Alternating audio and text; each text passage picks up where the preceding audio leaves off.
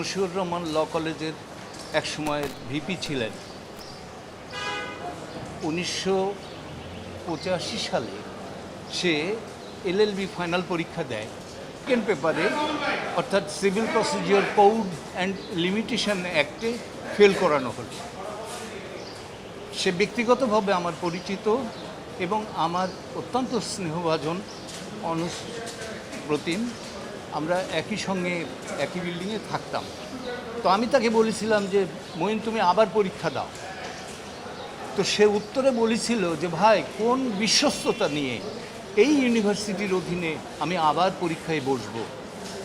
যাই হোক, সে এই খাতাটি পুনর্মূল্যায়নের জন্যে প্রয়োজনীয় ফি দিয়ে অ্যাপ্লিকেশন করে, কিন্তু বছরের পর বছর ওই অ্যাপ্লিকেশন পড়ে থাকে, তার কোনো উত্তরই সে পায় না।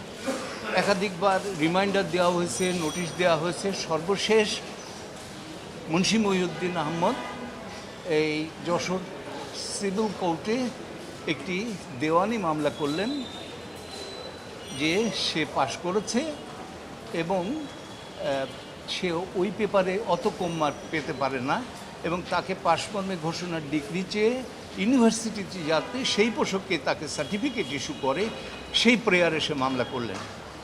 মামলায় ট্রায়াল রায় দিল তার পক্ষে। ইউনিভার্সিটি গেল আপিলে ইউনিভার্সিটি হারল। তারপরে ইউনিভার্সিটি আবারও আসলো হাইকোর্টে সিভিল ডিভিশন করতে। সেই সিভিল ডিভিশনে আমাদের অর্থাৎ মুন্সি মহিউদ্দিনের সপক্ষে রায় হয় এবং আদালত চমৎকার একটি রায় দিলেন। যে একটু বলে রাখি, আমি যে রাতে জিজ্ঞাসা করেছিলাম যে আজকের ওর স্ক্রিপ্টটা কই, সেকেন্ড পেপারের খাতাটা এখানে দেন, ইউনিভার্সিটির পক্ষে যিনি সাক্ষী দিচ্ছিলেন তিনি বললেন খাতা বিক্রি হয়ে গেছে। অথচ ইউনিভার্সিটির ক্যালেন্ডারের বিধান অনুসারে পরীক্ষা হয়ে যাওয়ার 6 মাস এর পরে খাতা বিক্রি করার কথা। ফলে তার পেপারটা যে আদালত মূল্যায়ন সচক্ষে করবেন সেই অবকাশ আর রইল না। কিন্তু হাইকোর্ট এই রায় দিলেন যে ঠিক আছে, সে যে বাকি 5টা পেপার তার যে গড় মার্ক হয় সেই মার্কটাকে তাকে এই সেকেন্ড পেপারের মার্ক হিসেবে গণ্য করে রেজাল্ট পাবলিশ করা হোক। এই অর্ডারটা দেওয়ার দীর্ঘ প্রায় 2 বছর পর, ইউনিভার্সিটি কিন্তু এই অর্ডারের পরেও উত্তর দিলেন না। দীর্ঘ 2 বছর পর তার রেজাল্ট পাবলিশড হলো। সে বার কাউন্সিলের সনদও নিল 2004 সালে সম্ভবত 4। কিন্তু দুর্ভাগ্যের বিষয়, মাত্র কয়েক বছরের মাথায় ও ব্রেন স্ট্রোক করে শয্যাশায়ী হয়ে গেল। এরপরে এই রায়ের কমপ্লায়েন্সে যেহেতু ইউনিভার্সিটি কোনো উত্তর দেয়নি, আমরা তখন কম্পেনসেশন ক্লেম করলাম। 30 লক্ষ টাকার একটা নোটিশ ইস্যু করলেন আমার অ্যাসোসিয়েট ব্যারিস্টার সাইফুলের সিগনেচারে। ইউনিভার্সিটি কোনো উত্তর দিল না। হাউএভার আমরা রিট পিটিশন দাখিল করলাম। আদালত সমস্ত কিছু বিবেচনা করে মহামান্য হাইকোর্ট 18 লক্ষ টাকার ডিক্রি দিলেন। এটি তার প্রয়োজনের তুলনায় ইনঅ্যাডিকুয়েট।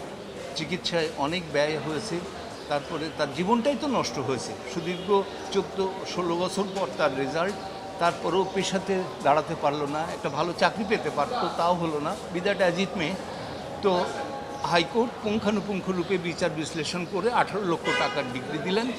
আমরা চিঠি দিয়ে বললাম যে ঠিক আছে, যদিও এই টাকাটা অপর্যাপ্ত, তোমরা এক কাজ করো, আমাকে এই পয়সা দিয়ে দাও, আমি আর আপিলে টাপিলে যেতে চাচ্ছি না। হোয়াট ইউনিভার্সিটি ডিড, অদ্ভুত ব্যাপার, কোনো কিছু না করে তারা এই রায়টাকে চ্যালেঞ্জ করে মহামান্য আপিল বিভাগে civil petition for leave to appeal দাখিল করলেন। আজকে তার শুনানি ছিল।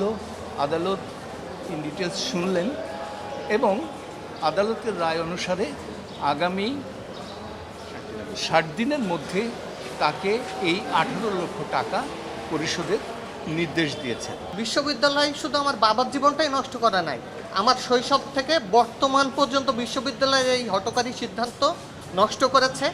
এখন একটাই কথা বলবো, বিজ্ঞ আদালত সব কিছু পুঙ্খানুপুঙ্খ বিবেচনা করে যে সিদ্ধান্ত দিয়েছে তাতে আমরা খুশি এই কারণেই যে বাবার শারীরিক অবস্থা খুবই সংকটাপন্ন, তার মুভ করার অবস্থা নেই। প্রত্যেক দিন বিছানায় শুয়ে সে আমার 2 থেকে 3 বার জিজ্ঞাসা করে, বাবা আমার কেসটা কবে উঠবে, কেসটা কবে উঠবে। আর সন্তান হিসেবে আমি সেই আসামি যার কাছে কোনো উত্তর নেই। আমি নিজেই বিব্রত হয়ে মাঝে মাঝে বাবার কাছ থেকে পালিয়ে বেড়াই। তা আজকে অবশেষে আল্লাহ রহমতে বিজ্ঞ আদালতে এটা সুরাহা হয়েছে এবং বিশ্ববিদ্যালয় কর্তৃপক্ষ দ্রুত এ ব্যাপারে পদক্ষেপ নেবেন আদালতের রায়ের প্রতি সম্মান রেখে, এটুকুই আমি আশা করছি।